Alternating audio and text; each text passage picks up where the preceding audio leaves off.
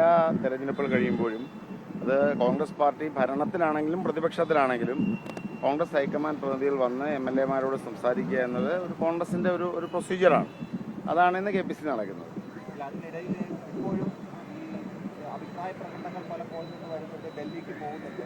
അപ്പോൾ ഒരു വശത്ത് അങ്ങനെയുള്ള കാര്യങ്ങൾ നടക്കുന്നു. അത് സ്വാഭാവികമായി ഇപ്പോൾ ഒരു പാർട്ടി ഒരു തമ്പിങ് മെജോറിറ്റിയുടെ അധികാരത്തിലെത്തിക്കഴിഞ്ഞാൽ പല അഭിപ്രായങ്ങൾ പുറത്തു കേൾക്കും. ആ അഭിപ്രായങ്ങളെല്ലാം നടക്കുന്നതാണെന്നോ ശരിയാണെന്നോ ഒന്നും നിർബന്ധമില്ല. പക്ഷെ പാർട്ടിയുടെ കൃത്യമായ ഒരു പ്രൊസീജിയറുണ്ട്. അതായത് ദേശീയ പ്രസ്ഥാനം എന്ന നിലയിൽ രാജ്യത്ത് ഉയർന്നു വന്ന ഇന്ത്യൻ നാഷണൽ കോൺഗ്രസ് സ്വാതന്ത്ര്യത്തിന് ശേഷം ഇന്ത്യയിലെ എല്ലാ സംസ്ഥാനങ്ങളിലും മുഖ്യമന്ത്രിമാരെ തിരഞ്ഞെടുത്തതിന് അല്ലെങ്കിൽ ഗവൺമെൻറ് ഉണ്ടാക്കിയതിന് ഒരു രീതിയുണ്ടല്ലോ. അപ്പോൾ ആദ്യമായിട്ട് അധികാരത്തിൽ വരുന്നൊരു പാർട്ടിയല്ലല്ലോ.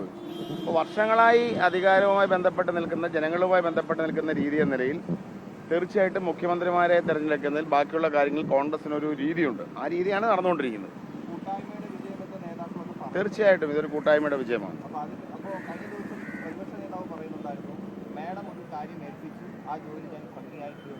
സത്യമാണല്ലോ. അത് ഓരോ നേതാക്കന്മാർക്കും ഉത്തരവാദിത്തങ്ങളുണ്ടല്ലോ.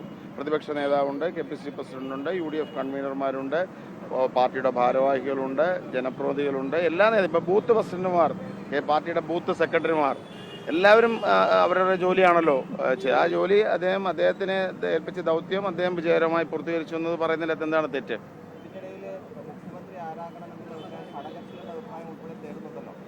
ഞാൻ പറഞ്ഞല്ലോ, ഇതിനെല്ലാം തന്നെ കോൺഗ്രസിനൊരു പ്രൊസീജിയറുണ്ട്.